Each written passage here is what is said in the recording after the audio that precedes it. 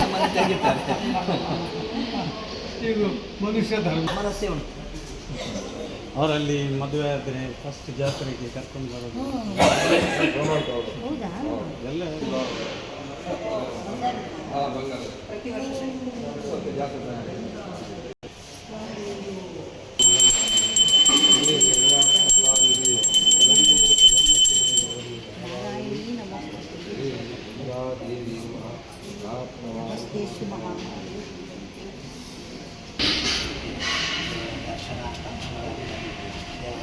ಅವರನ್ನೆಲ್ಲ ನಾವು ಪ್ರತಿನಿತ್ಯ ನೋಡ್ತಾ ಇದ್ದೀವಿ. ಅದೊಂದು ಒಳ್ಳೆಯ ಘಟನೆಯನ್ನು ಒಳ್ಳೆಯ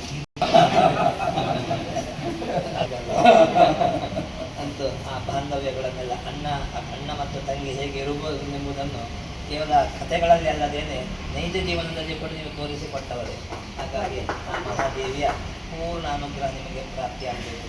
ಆರೋಗ್ಯಪೂರ್ಣ ದೀರ್ಘಾಯುಷ್ಯ ಕೊಡಬೇಕು. ಇನ್ನು ಮುಂದಕ್ಕೂ ಕೂಡ ದೊಡ್ಡ ದೊಡ್ಡ ರೀತಿಯಲ್ಲಿ ನಟನೆಗಳನ್ನೆಲ್ಲ ಮಾಡುವ ಯೋಗಕ್ಕೆ ತುಂಬ ಸಂಪಾದನೆ, ತನ್ಮುಖೇನ ಮಾನಸಿಕ ನೆಮ್ಮದಿ ಶಾಂತಿಯನ್ನು ಕೊಟ್ಟು ಮನಸ್ಸಿನಲ್ಲಿ ಎನಿಸಿದ ಎಲ್ಲ ಕೆಲಸಗಳನ್ನು ದೇವರು ಯಶಸ್ವಿಗೊಳಿಸಿ ಆ ಮಹಾದೇವಿಯ ದರ್ಶನ ಮಾಡಿದ್ದೇವೆ ಅಂತೆ ದೇವರು ನಮಗೆ ಅನುಗ್ರಹ ಮಾಡಿದ್ದೇವೆ ಎಂಬಂತೆ ಕೀರ್ತಿಯನ್ನು ತರಿಸಿ ಉತ್ತರೋತ್ತರ ಶ್ರೇಯಸ್ಸಾಗಬೇಕು. ಅದಕ್ಕೆ ಸರಿಯಾಗಿ 20 ವರ್ಷದ ಹಿಂದಿನ ಸರ್ವೋತ್ತಮರು ನಿಮಗೆ ಕೂಡ ಇದೆ ಅಂತ ಹೇಳಿ